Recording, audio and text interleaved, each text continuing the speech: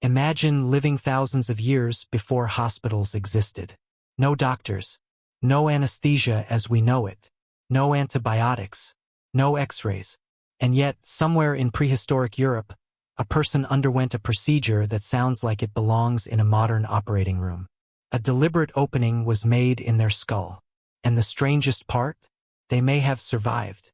This procedure is called trepanation, and archaeological evidence suggests humans were performing it long before written history.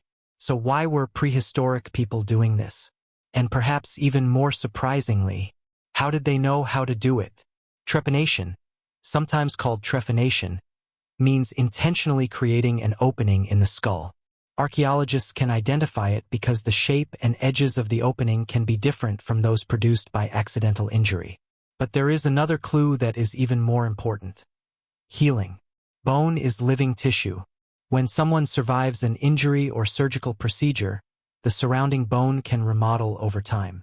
So when archaeologists find a skull with evidence of bone healing around a deliberate opening, they have something remarkable. Evidence that someone underwent the procedure while alive and survived for at least some period afterward. Trepanation is known from prehistoric contexts, including the Mesolithic and Neolithic periods of Europe. But that immediately creates a much bigger question. Why would anyone do this? The honest answer is we don't know for certain. And that's important. Archaeologists can study the skull. They can study the tools. They can study signs of healing. But they can't interview the person. Several explanations have been proposed. One possibility is head trauma. Imagine a prehistoric community where accidents, falls, hunting injuries, or violent conflicts could cause serious damage to the skull. A surgeon might have attempted to treat certain injuries by removing damaged bone. Another possibility is that the procedure was associated with pain or neurological symptoms. And there may also have been ritual or spiritual beliefs involved. Different societies could have had completely different reasons for performing the same basic procedure. So we shouldn't imagine one universal prehistoric explanation.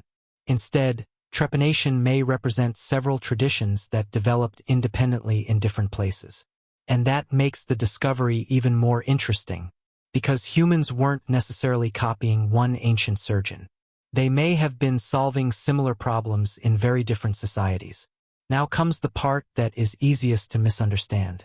When we hear brain surgery, it's tempting to imagine prehistoric surgeons somehow performing modern neurosurgery.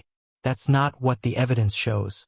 Trepanation involved creating an opening through the skull using techniques that could include scraping, cutting, or drilling. Archaeological studies have identified different techniques and patterns in different regions and periods, and prehistoric communities had access to surprisingly effective materials. Stone tools could produce very sharp edges. But the real achievement wasn't simply having a sharp tool.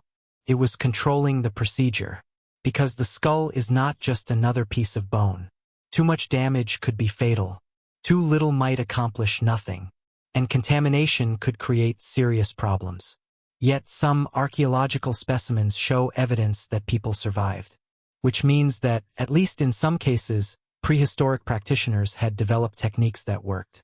This is where the story becomes extraordinary. A hole in an ancient skull doesn't automatically mean successful surgery. Could have happened around the time of death. Could even have been produced after death. So archaeologists look for evidence of biological response. Bone remodeling. If the edges of a cranial opening show healing, that suggests the person survived long enough for the body to begin repairing the area. And there are many archaeological examples where this kind of evidence has been reported. For example, research on late Iron Age skulls from Switzerland identified trepanation and evidence consistent with survival. One study of 2 individuals from the Münzingen site concluded that both had undergone surgical intervention, with the broader Swiss evidence suggesting substantial survival rates. And the story becomes even more remarkable when we look outside Europe. Thousands of years later, prehistoric societies in the Andes developed highly practiced traditions of cranial surgery. Peru has produced more prehistoric trepan skulls than any other region, according to archaeological and medical research. And researchers have studied hundreds of these skulls. The evidence suggests that techniques and outcomes changed over time. In one large study, estimated long-term survival increased substantially across different periods, reaching very high levels in some later samples. Think about what that means. These weren't necessarily isolated accidents. In some communities, cranial procedures appear to have become a learned practice. Knowledge could have been passed from one practitioner to another. A technique could be improved. Mistakes could be learned from. And over generations, the procedure could become more controlled. That begins to look surprisingly similar to one of the foundations of medicine: experience. But there is another discovery that raises an even stranger possibility. At a Neolithic site in France, researchers examined the skull of a cow dating to roughly 3400 to 3000 BC. The skull showed evidence interpreted as cranial surgery using techniques similar to those seen on human skulls.